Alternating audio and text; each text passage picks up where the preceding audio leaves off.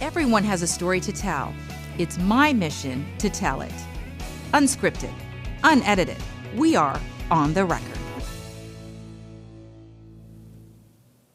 Hi everyone, I'm Sarina Fazan, a journalist, host of On the Record, and today is Wednesday, of course, my absolute favorite day of the week because we're going unscripted, unedited, and again, ready to go on the record. And I love it, love it, love it when people suggest having people on the show, and that's what's happening today. So I would like to introduce my guest, Linda Olson with Tampa Bay Wave, Jim Eddy with Scion Analytics. This show is a business spotlight show, and I have to say, guys, we get a lot of traction on our business shows because I feel that this community is so excited right now, right? Yes. I mean, it's awesome. Yeah. Who doesn't want to live in Tampa? Oh my gosh. All right, so enough with my happiness, but I'm typically very happy, usually all the time. But Linda, ladies first. So we're going to start with Linda. Please tell us about Tampa Bay Wave and what your company's about. Sure. Well, Tampa Bay Wave, we are a nonprofit with a mission to help entrepreneurs take their innovative ideas and use them to transform them into real-world solutions and scalable businesses. And when they do that, they actually can fuel important social and economic changes right here in our community and communities everywhere. We run a number of programs where we really help these entrepreneurs get the help they need to build their businesses so they can grow and thrive right here in Tampa Bay. All right, so many more questions on that in just a moment, but Jim Eddy, let's turn to you in Scion Analytics. What is your company about and where is it based? Scion Analytics is based in Tampa, and we were born in government contracting. We have a platform that uses AI and natural language processing that can literally read documents, break them down, distribute work to a large team, recompile all the results, and then help craft a response to government proposals so that a government contractor can win business. And that's where the company was born. But now we're beginning to expand into the commercial sector and use our platform in different ways. You know, and I have to say that, like, all of this is so above my pay grade. Like, I'd be like, oh my gosh, how am I going to figure that out? But let me ask you guys this, you know, as we delve deeper into the conversation. Recently, Forbes Magazine, you know, named Tampa as #1 in emerging tech cities. Tom Wallace, in fact, the managing partner of Florida Funders, was on the show last week on a Father's Influence podcast. His company was mentioned in this article. How significant is that?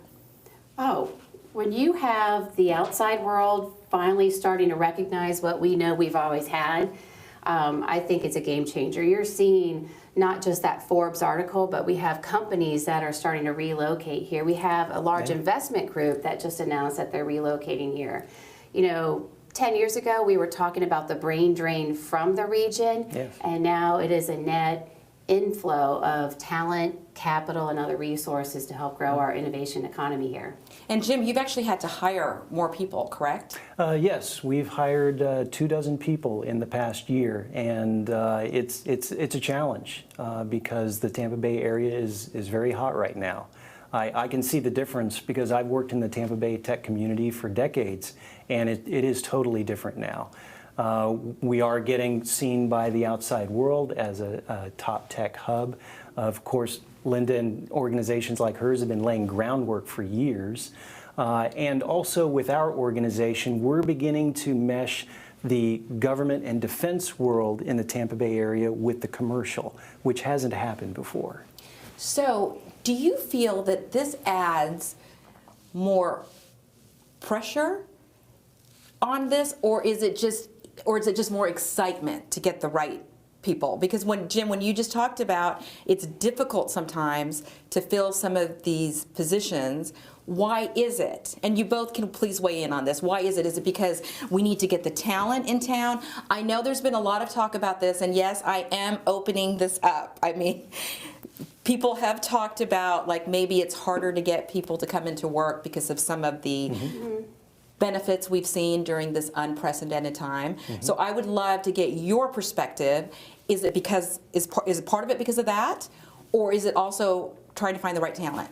You know, I haven't seen, you're talking about the distributed workforce where people like to work from home. I haven't really seen that have a negative impact on technology businesses.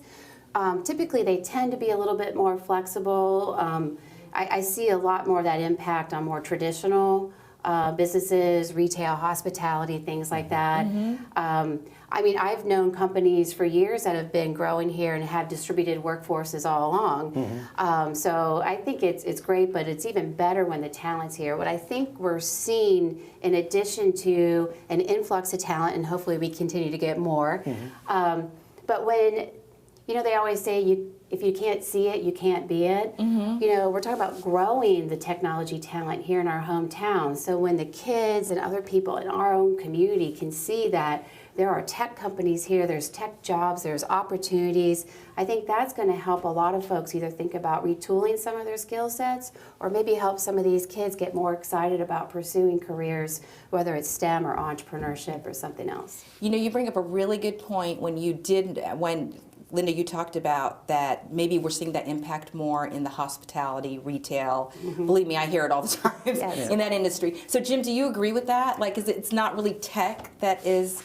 Yes, I agree with what she said, and it's really been a long-term pattern in the Tampa Bay area and beyond of tech companies going a little bit more to distributed workforce. I think the pandemic kind of accelerated it, and some are coming back, but many are not. We have kind of a blend of it at Scion Analytics, and we're having to adapt to that. We're a high-growth organization, so it is important that our teammates be with each other so that we learn each other up front and get to know how each other works, because that's important. You know, we have a lot of college kids, right, that are in school. It's so much more competitive now, even getting into the college that you want to get into. It is crazy. So, for the younger population that might be interested in this type of career, what would both of you say? What do they need to focus on? Well, the thing with technology businesses is while they do need technologists at the heart of their business, they also need folks in marketing. They need folks that can handle, you know, accounting and finance too. So, you know, if somebody is a student, if they don't feel like they're super technically inclined, it doesn't mean that they don't have a career opportunity in front of them in the technology space here. So, you know. That's an excellent point. I mean, on my team, we have 2 teams of developers, but we have testers, business analysts, project managers, a sales and marketing team, a tech support team that helps our customers out with training and support. And so, yeah, you don't have to write code to be in technology. So let me ask you guys, you know, we talked about the younger population, but say the population, you know, like our age or younger, or what is the best way to look for a job? Well, I don't know if I'm qualified to talk about job finding and placement. And I know that's a really broad question, but I'm asking just from like because both of you are in such wonderful, amazing positions that you both so well deserve. So, do you have advice though for someone that might be, you know, pursuing a job or may, you know, want to change their job? What would be the best advice that you would offer just from, you know, a personal perspective? I would say always network, always build relationships, and I've met people and then 10 years later ended up working with them.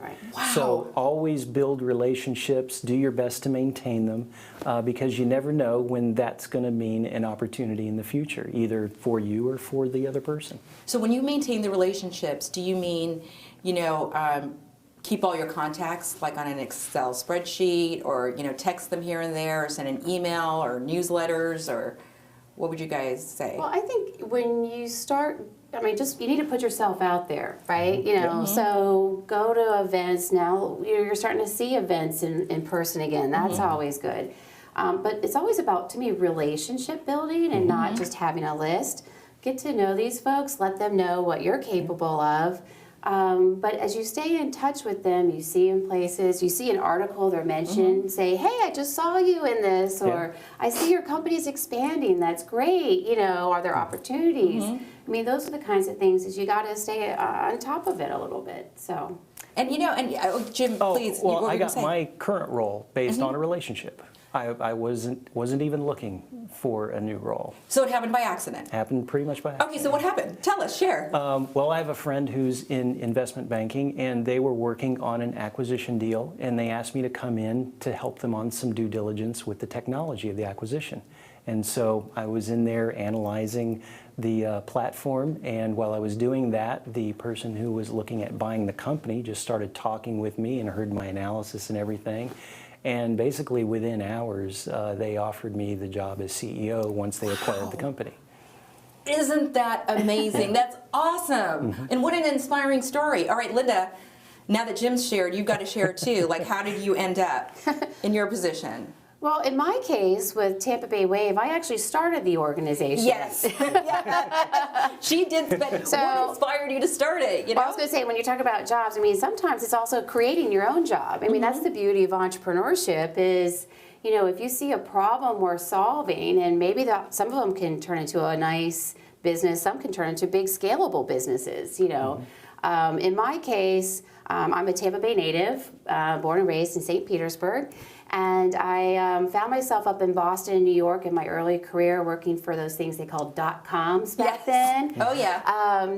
But I got really familiar with the venture capital aspect of tech companies and things like that.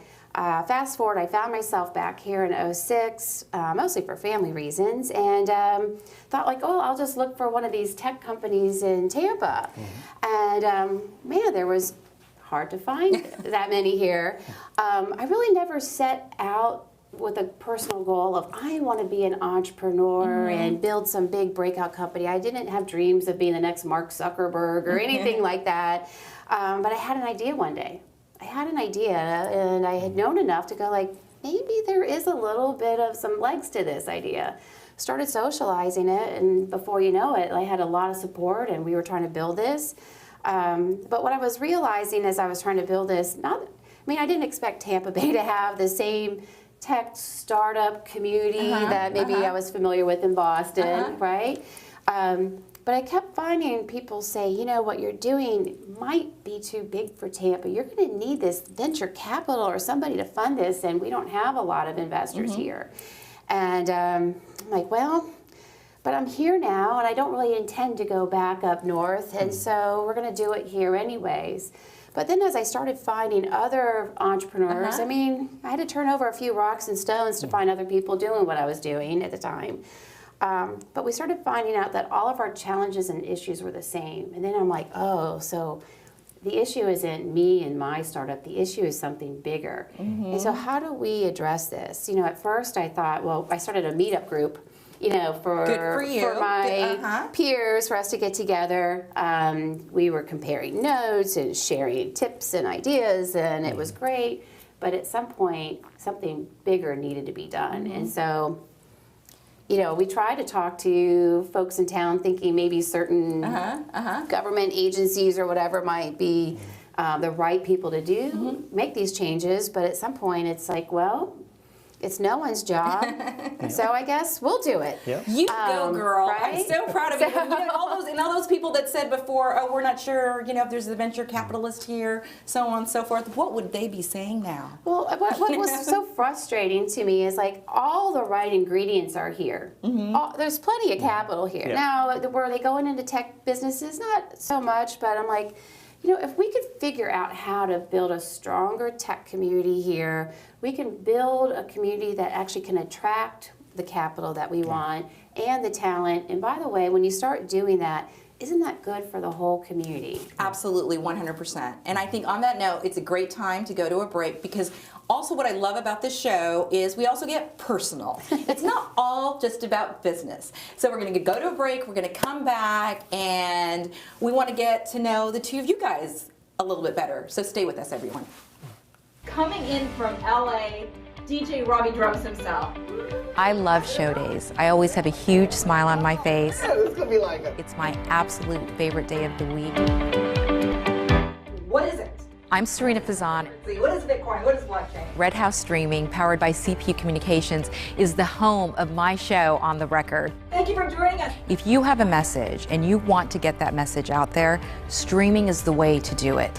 Red House Streaming and CP Communications makes it possible for anyone to have a show, anyone to relay their message, whether you're an attorney, a doctor, a business owner, a journalist like myself. I was on a show with Sarina Fazan discussing various legal issues, and this institution has the ability to immediately produce content and high quality content. None of this looks like it's being produced at a budget. It's very professionally done. We just had a production meeting the day before. I think it's incredible. Like, the production facility here is amazing, and the quality level and the switchers and the cameras and the lights, and it's all done to perfection. So that's just amazing, just how simple and easy and fun and low stress. That is fabulous. Yeah. They make it so easy. Everything is done. It was a great atmosphere, wonderful staff, very professional. First-class operation from beginning to end.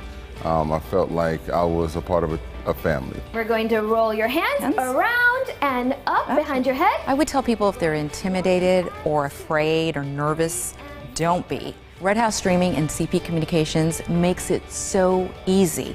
Anybody can fulfill their dream of having a show if you want to. Oh my gosh, I think, ooh, can you do that again? Dream it, shoot it, stream it. They have made my dream come true for sure.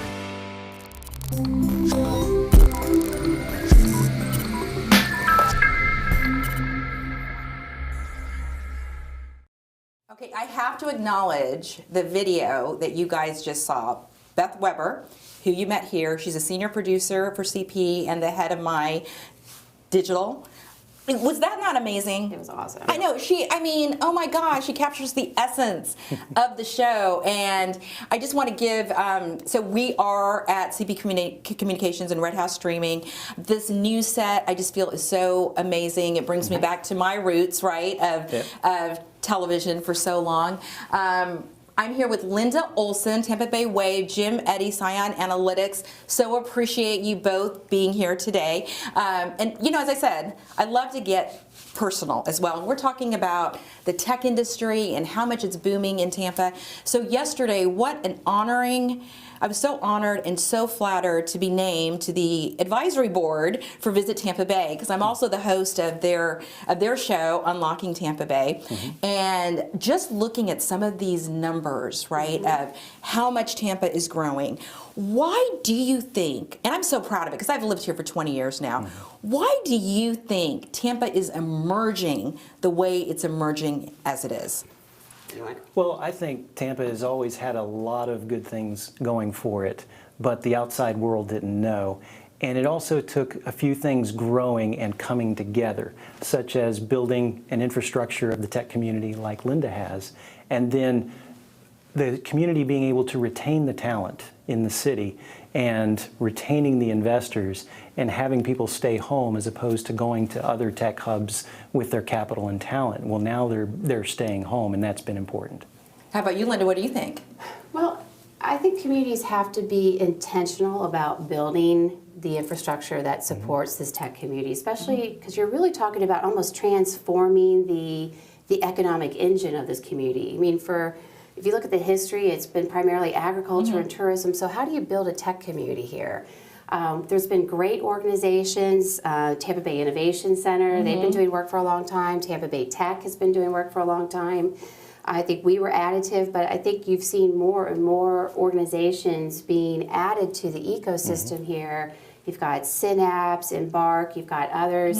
So, you know, when you start seeing, like, you know, it takes a village. Yeah. It's not one organization or one person that can do it. And I think we finally have changed enough hearts and minds in the community where they believe it and they want it, and it's starting to emerge. And Brian Kornfeld was on the show too, Oh, the good. CEO of Synapse, of course. I also think sports galvanizes a community. I mean, sure. come on.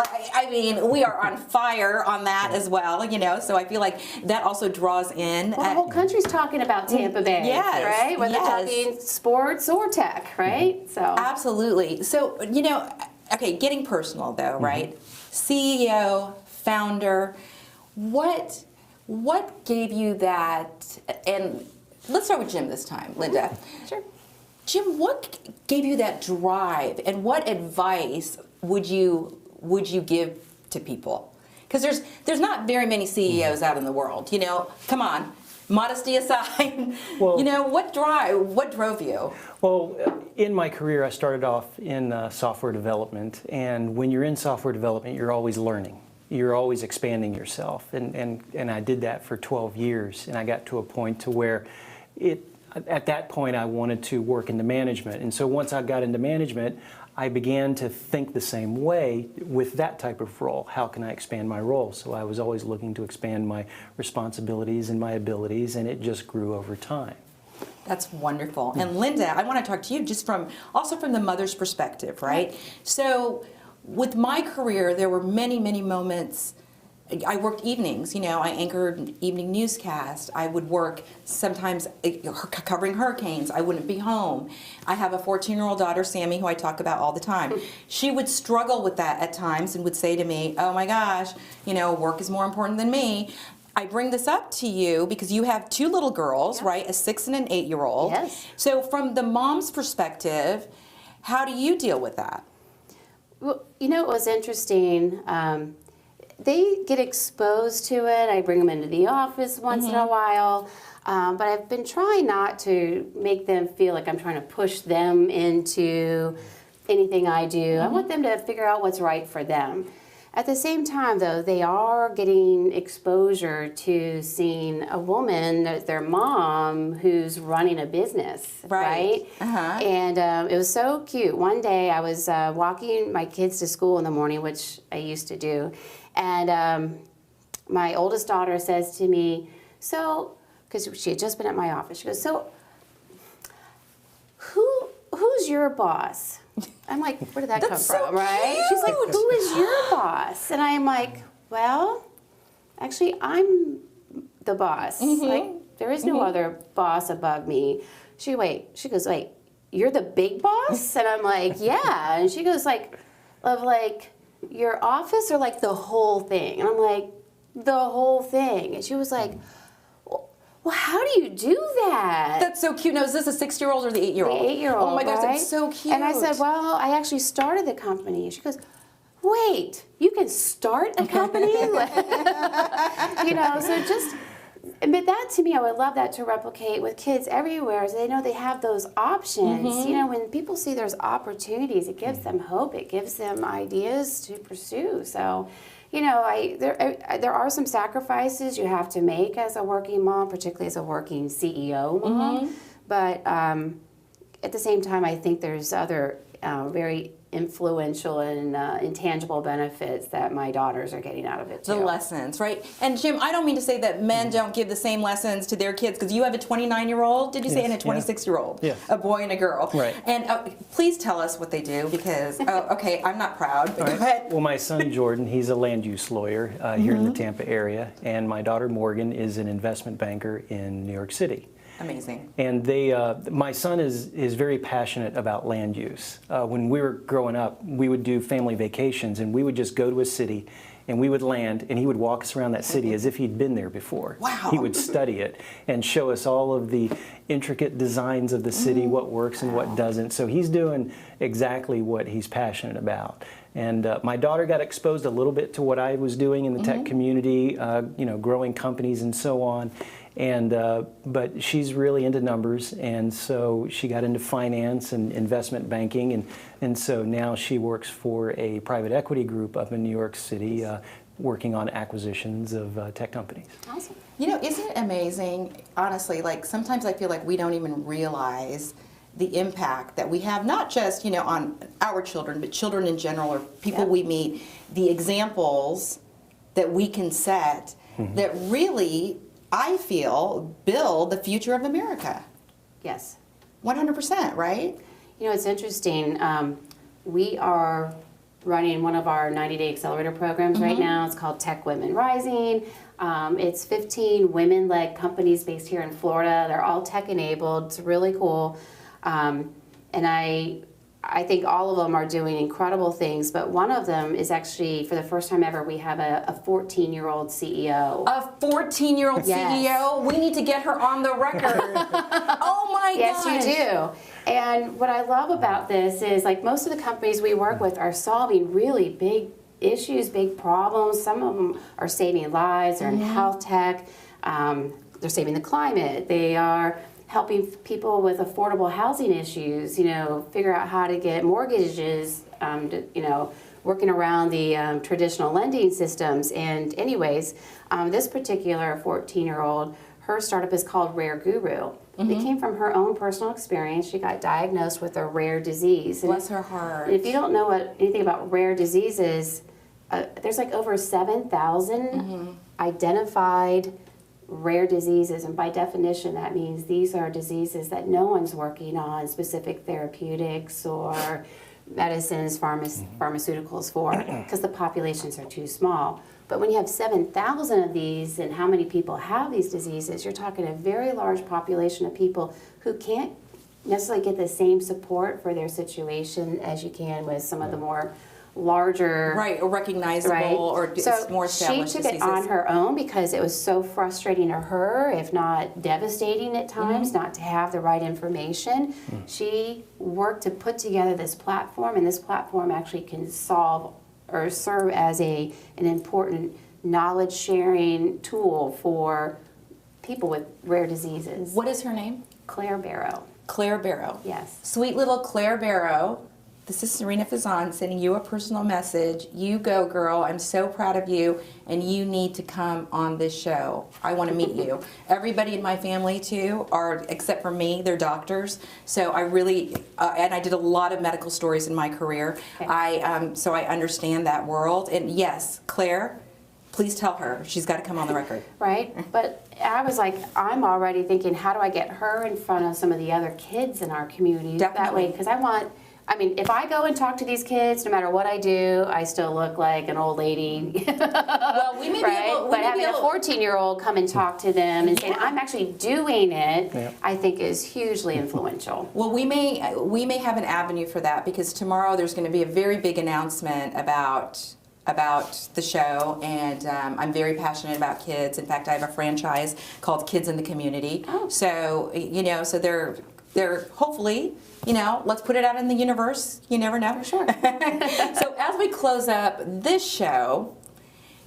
do either of you have any other thoughts or final words? Well, the one thing that I would like to talk about is the culture that we've created at our company, in which I started. I didn't want to create a culture that was about the company. I wanted to create a culture that was about the employees.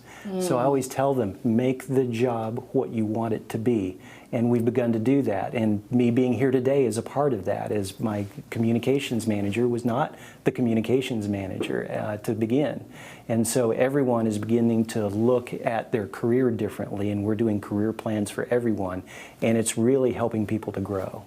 And we're very proud of that. So beautifully said. Thank you. And the one thing I'd like to add is I'm really proud. You know, Tampa Bay Wave has had a long history of supporting diversity and equity and inclusion in our tech community. We've been running diversity-themed programs for underrepresented entrepreneurs since 2018. So we've been intentional about that. You know, to me, the only way we're going to really have the right tech community that we want, we have so much momentum, but to really have that sustainable, strong innovation economy, we have to have a tech community that represents the community we're in. So we want to figure out how to continue to build bridges and pathways and remove barriers so that anyone who has a transformational idea has the resources they need to not only turn it into a real-world solution, but also potentially build a really fun, scalable business that's good for the community too.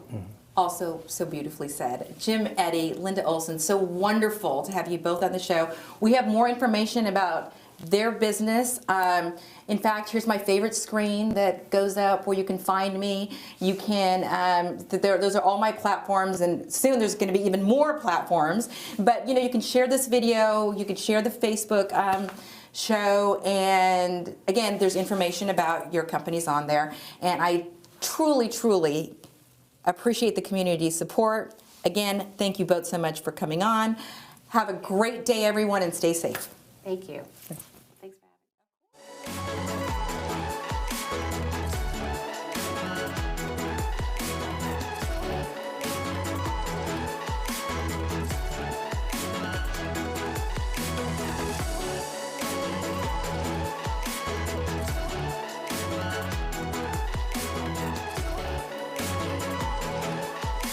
me.